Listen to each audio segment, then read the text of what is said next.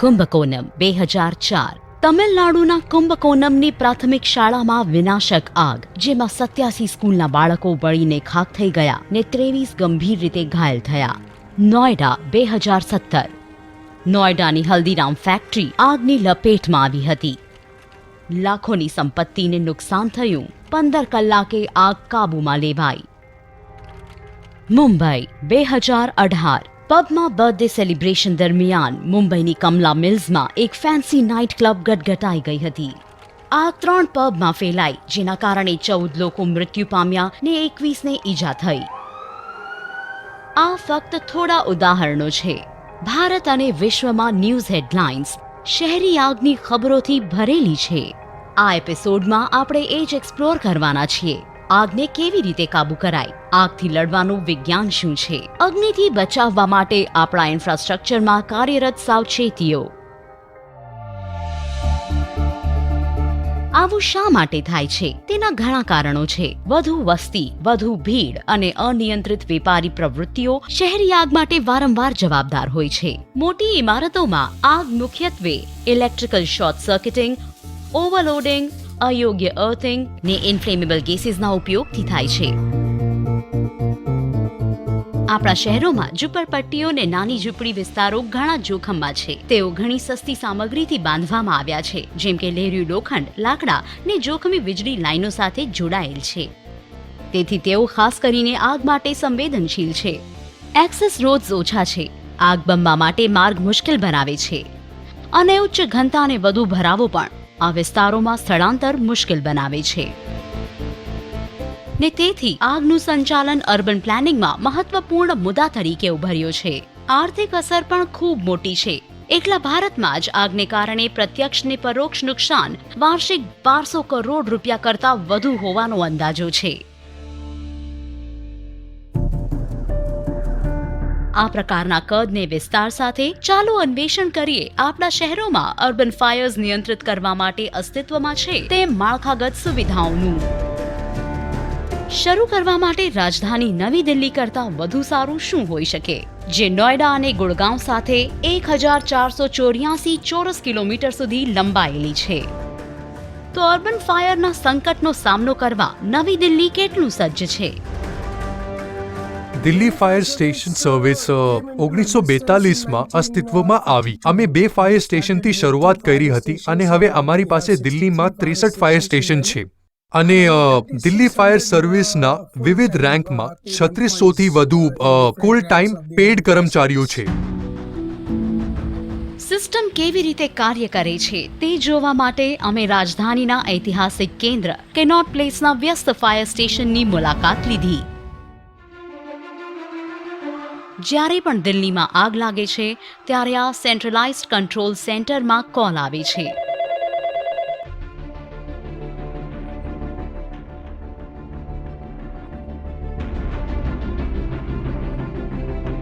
એકવાર માહિતી આવ્યા પછી પ્રક્રિયા શરૂ થાય છે. આગની નિકટતાના આધારે કમાન્ડ સેન્ટર યોગ્ય ફાયર સ્ટેશને જાણ કરશે.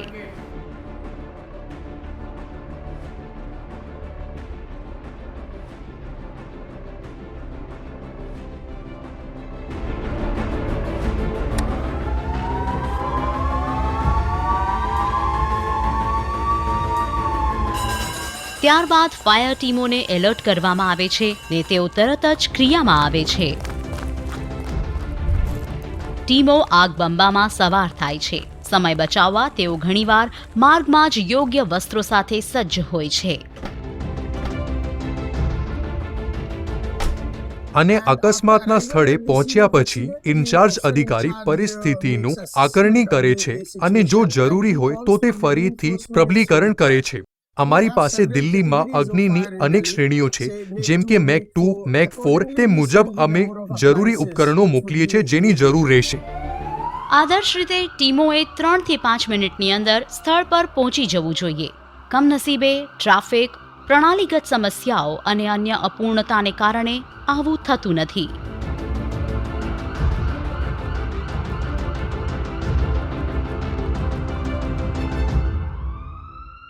3 થી 5 મિનિટનો પ્રતિસાદ સમય વિકસિત દેશોમાં સૂચવવામાં આવે છે જ્યાં સમર્પિત એમરજન્સી લેન હોય છે. પરંતુ જો તમે દિલ્હી અને વિશેષ રૂપે ગીચ ક્ષેત્રોને જુઓ અથવા જ્યાં તમે ઉદ્યોગની ઊંચી વસ્તી કેન્દ્રિત કરી છે, તો ત્યાં માર્ગ એવા છે કે તમારી પાસે તે માટે સમર્પિત લેન ન હોઈ શકે. વિલંબિત પ્રતિસાદ સમયની સાથે ત્યાં પૂરતા ફાયર સ્ટેશન નથી. એનડીઆરએફની એક સ્ટડી બતાવે છે કે સિસ્ટમમાં લગભગ 51% ઉણપ છે. દિલ્હી રાજ્યને ઓછામાં ઓછા 55 નવા સ્ટેશનોની જરૂર છે, જેથી આગથી પૂરતું રક્ષણ મળે. રાષ્ટ્રીય સ્તરે આ સંખ્યા વધુ ચિંતાજનક છે. ફાયર સ્ટેશનોમાં આશરે 72.75% ઉણપ છે. માનવ શક્તિમાં 78.79% અને અગ્નિશમનને બચાવ વાહનોમાં 22.43% ઉણપ છે.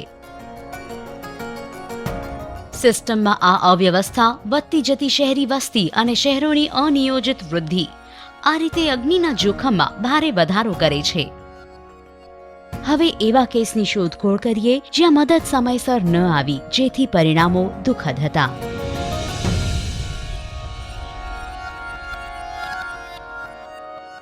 તેના માટે આપણે જૂન 1997માં પાછું જવું પડશે. બોર્ડર નામનું હિન્દી પિક્ચર હાલમાં જ દક્ષિણ દિલ્હીના ઉપહાર સિનેમામાં રિલીઝ થયું હતું. મૂવીની વચ્ચે એક ટ્રાન્સફોર્મર જે સવારથી જ સરખું નહોતું ચાલતું, તેમાં તેલ લીક થવાના કારણે આગ લાગી ગઈ. અહીંથી જ આગ એર કન્ડિશનિંગ નળીઓ દ્વારા કાર પાર્કિંગમાં ને સિનેમા હોલમાં ફેલાઈ ગઈ.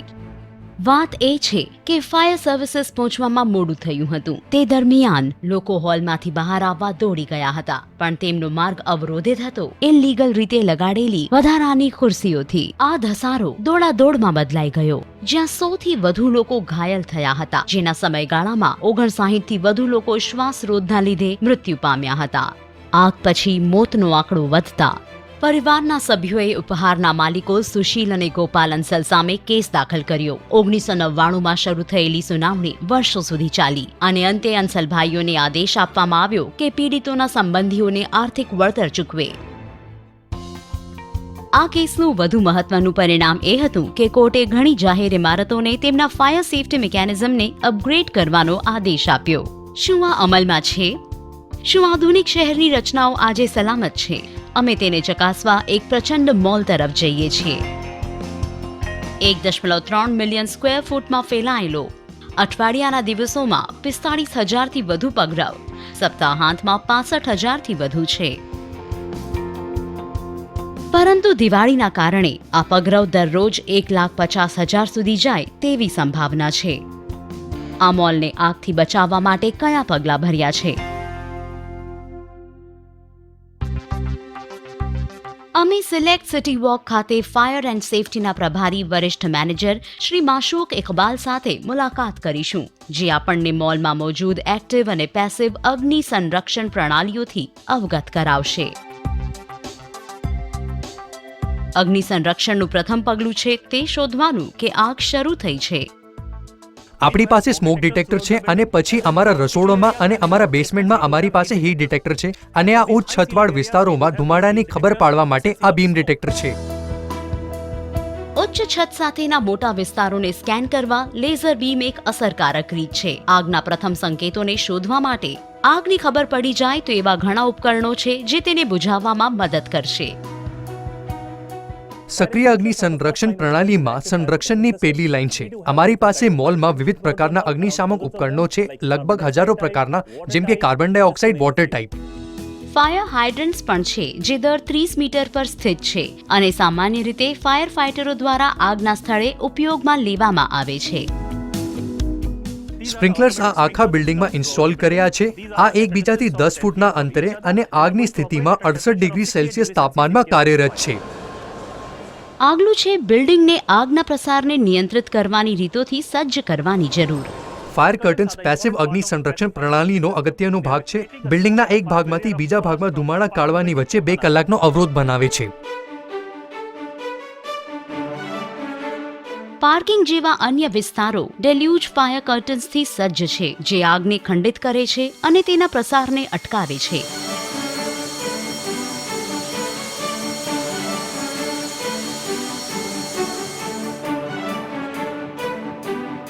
સ્મોક મેનેજમેન્ટ સિસ્ટમ અંદરના આગનું સલામતીનું એક મહત્વપૂર્ણ પાસું છે.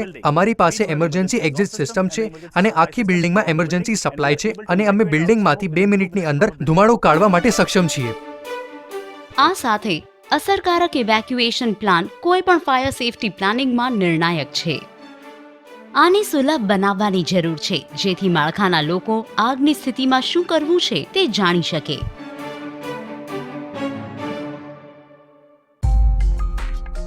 ઘણા કિસ્સાઓમાં માળખાકીય સલામતીમાં સુધારો થયો છે, પરંતુ ઇમારતોએ આદર્શ રીતે કઈ સામગ્રીનો ઉપયોગ કરવો જોઈએ? શું બિલ્ડિંગની અંદર અને બહાર બંને પ્રકારની સામગ્રીનો ઉપયોગ આગનો ફેલાવો અટકાવી શકે છે? અમે આનું અને બીજા ઘણાનું અન્વેષણ કરશું આ વિરામ પછી.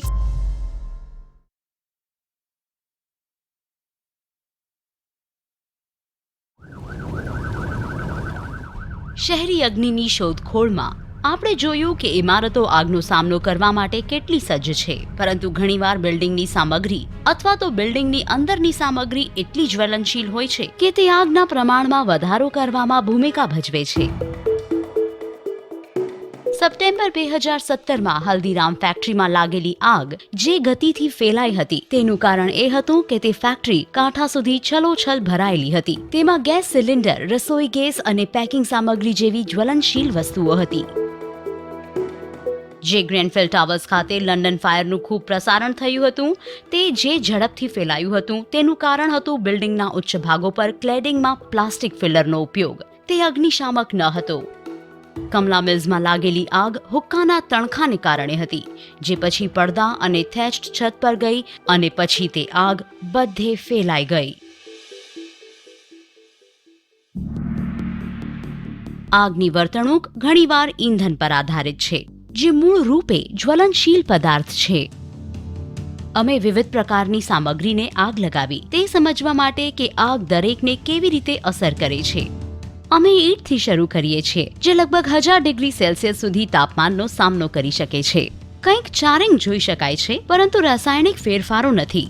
એલ્યુમિનિયમના કિસ્સામાં મોટાભાગના એલ્યુમિનિયમ એલોય્સમાં ગલનબિંદુ 600 થી 660 ડિગ્રી સેલ્સિયસ હોય છે. તેથી જ્યારે એલ્યુમિનિયમ લાંબા સમય સુધી અગ્નિના સંપર્કમાં આવે છે ત્યારે તે સળગશે નહીં, બલ્કિ ઓગળવા માંડશે. જો ધાતુનું તાપમાન ગલનબિંદુ પસાર કરે છે તો જેમ આપણે જાણીએ છીએ કે લાકડું બળે છે. જ્યારે તાપમાન આશરે 150 ડિગ્રી સેલ્સિયસ સુધી પહોંચે છે ત્યારે ગરમી લાકડાની કેટલીક સેલ્યુલોઝ સામગ્રીને વિઘટિત કરે છે. આ અસ્થિર વાયુ મુક્ત થવાનું કારણ બને છે, જેને આપણે ધુમાડાના સ્વરૂપમાં જોઈએ છે.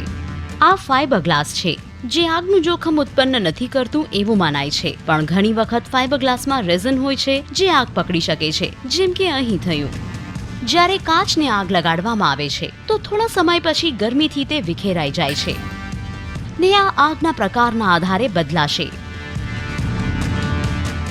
હવે કાપડ તરફ આગળ વધીએ. બધા કાપડ બળી જશે, પરંતુ કેટલાક અન્ય કરતા જલ્દી બળશે. જ્યારે બળે ત્યારે મોટા ભાગના કૃત્રિમ કાપડ ઓગળશે. આ ગરમ, સ્ટિકી, ઓગળેલું પદાર્થ સ્થાનિક અને અત્યંત તીવ્ર બર્નનું કારણ બને છે. ફેબ્રિકનું વજન અને વળાટ તે કેટલી સરળતાથી બર્ન અને ઇગ્નાઇટ થશે તેના પર અસર કરશે.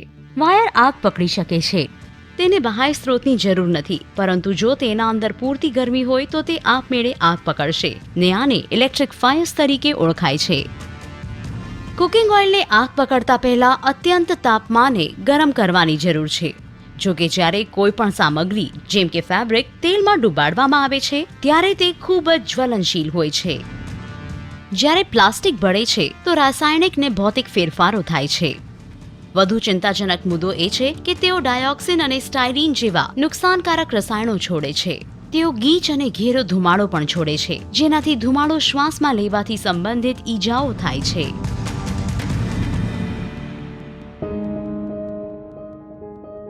ચાલો હવે આ બધા સિદ્ધાંતોથી દૂર કેટલાક વ્યવહારુ મુદ્દાઓ તરફ જઈએ, જે આપણે બધા યાદ રાખી શકીએ જો આપણને ક્યારેક અગ્નિનો સામનો કરવો પડે. પહેલા આપણે અગ્નિ ત્રિકોણ વિશે જાણીશું. 3 પરિબળોના એકસાથે આવવા પર જ અગ્નિ બને છે. બળતણ, જે સળગાવવા માટે કંઈક છે, પ્રાણવાયુ અને ગરમી.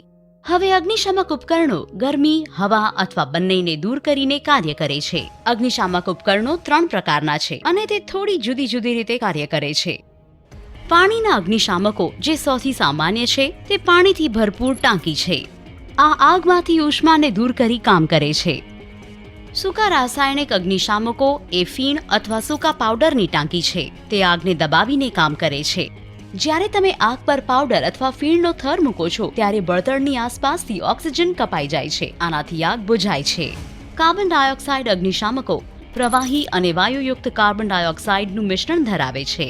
પ્રેશર રિલીઝ કરવા પર ગેસ પ્રચંડ રીતે એક્સપેન્ડ થાય છે અને વિશાળ સફેદ જેટ બનાવે છે. કાર્બન ડાયોક્સાઇડ ઓક્સિજનને દબાવી દે છે અને જ્યારે તે પ્રવાહીમાંથી પાછો ગેસ બને છે ત્યારે તે તેની આસપાસથી ગરમીનો એક મોટો જથ્થો ખેંચી લે છે, જેથી આગ બુઝાઈ જાય છે. અગ્નિશામકોના કામને સમજ્યા પછી તે જોઈએ કે એવી કોઈ સામગ્રી છે જે આગને ફેલાવાથી રોકવામાં મદદ કરે. તે માટે અમે કોલકાતાની Indian Institute of Science Education and Research IISER જઈએ છીએ. તે જોવા કે વૈજ્ઞાનિકો કેવી રીતે નવી ક્રાંતિકારી સામગ્રી લાવ્યા છે જે લાકડા, કાગળ અને ધાતુને આગ સામે રક્ષણ આપી શકે છે. જ્યારે આ સામગ્રી સરળતાથી જ્વલનશીલ સામગ્રી પર કોટ કરવામાં આવે છે, જેવી કે માચિસની સળી, ત્યારે તે સળગતું નથી. આ નવી સામગ્રી એકદમ ટંગ ટ્વિસ્ટર છે. તે સંયોજન છે પોલીહેડ્રલ ઓલિગોમેરિક સિલ્સેસ્ક્વિઓક્સેન અને ડાયફેનલ એલેનાઇન.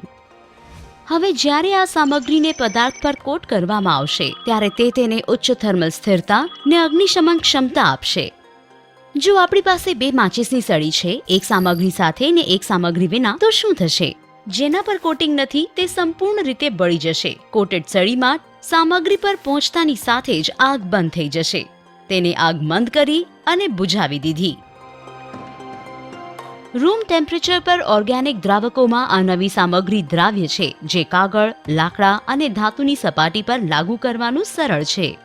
તે કાટ અને સડો અટકાવે છે. આ ખૂબ નોંધપાત્ર ઇનોવેશન છે. તેથી ઇનોવેશન કેટલાક આગને અટકાવી શકે છે, પરંતુ આગની નવી રીતો અસ્તિત્વમાં આવી રહી છે, જેમ કે આગ પકડતા ફોન. તે કેવી રીતે થાય છે અને આપણે તેને કેવી રીતે અટકાવી શકાય? જાણવા માટે જોતા રહો.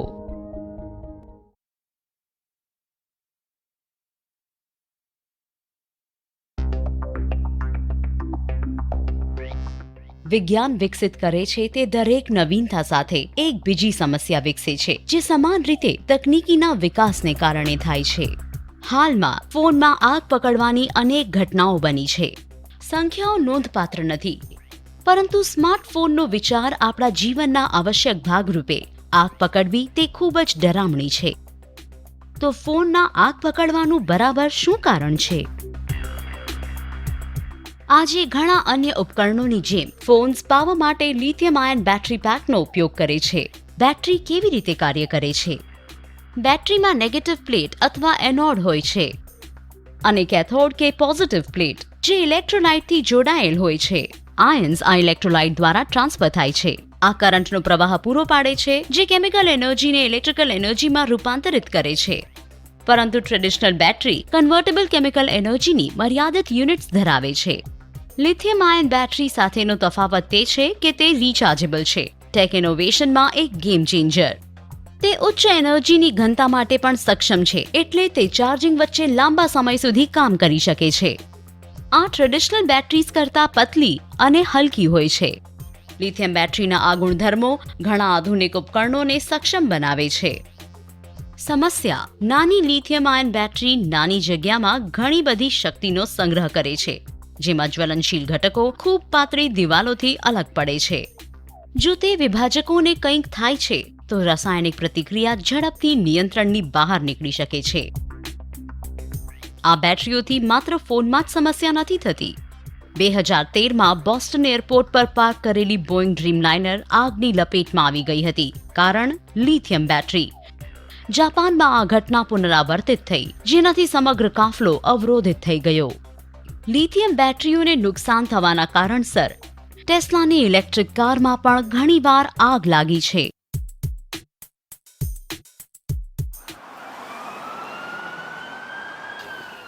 તેથી આ એકદમ સ્પષ્ટ છે કે ઘણી બાબતોમાં આગ બદલાઈ રહી છે. આજની આગ પહેલાની પેઢીઓના અગ્નિશામકો દ્વારા સામનો કરેલ આગથી ખૂબ અલગ છે. ઘણી રીતે આગ વધુ જોખમી બની ગઈ છે. પરિણામે પરંપરાગત અગ્નિશામક પદ્ધતિઓ હંમેશા સુરક્ષિત અથવા સૌથી અસરકારક ન રહી શકે. અગ્નિશામકોને તાલીમ આપવાની આધુનિક રીતોનું અન્વેષણ કરવા અમે નાગપુરના નેશનલ ફાયર સર્વિસ કોલેજ જઈએ છીએ આગના બદલાતા ચહેરા સાથે તાલીમ કેવી રીતે બદલાય છે તે જોવા. અહીંની કોલેજ નવી ભરતીઓને પૂરી પાડે છે ને હાલના અગ્નિશામકોને રિફ્રેશર અભ્યાસક્રમ પણ પૂરો પાડે છે. અહીં વિજ્ઞાનના સૈદ્ધાંતિક અને વ્યવહારિક પાસાઓ પર ઘણું ધ્યાન કેન્દ્રિત કરવામાં આવે છે.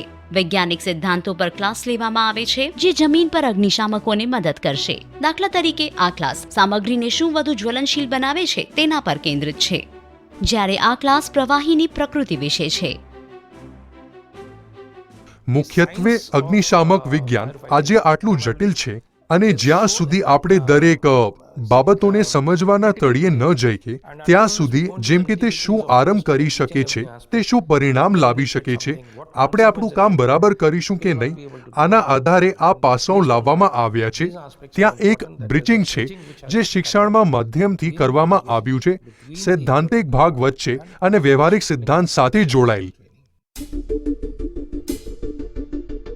આ ઇન્સ્ટિટ્યૂટે શિક્ષણને વ્યવહારિક ને ક્રિયાશીલ રાખવાનું લક્ષ્ય રાખ્યું છે, જે જુદા જુદા દ્રશ્યોમાં શું થઈ શકે છે તે દર્શાવીને, દાખલા તરીકે જોખમી રસાયણો અને વિદ્યુત ઉપકરણોની હાજરીમાં વિવિધ રાસાયણિક પ્રતિક્રિયાઓ જે થાય છે. વિદ્યાર્થીઓ અગ્નિશામકો અને માસ્ક જેવા અગ્નિ સંરક્ષણ સાથે જોડાયેલા વિવિધ ઉપકરણોનો પણ અભ્યાસ કરે છે.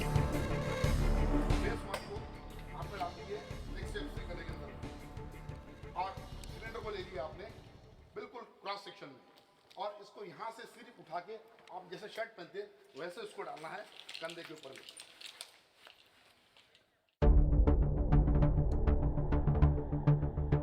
અવશ્ય વિદ્યાર્થીઓને વ્યવહારિક બાબતોમાં પણ તાલીમ આપવામાં આવે છે, જેવું કે આગ બુઝાવવા માટે શું કરવું પડે છે.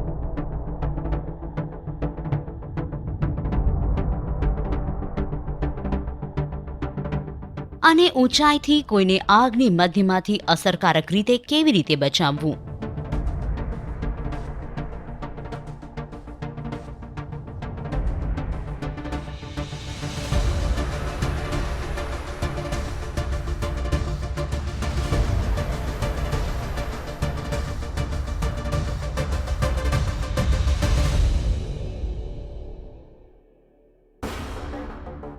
અહીંના કોર્सेस ગ્રેજ્યુએટ કોર્सेस છે ને આગના બદલાતા ચહેરાનો સામનો કરવા માટે અગ્નિશામકોની આખી પેઢીને ટ્રેનિંગ અપાઈ રહી છે.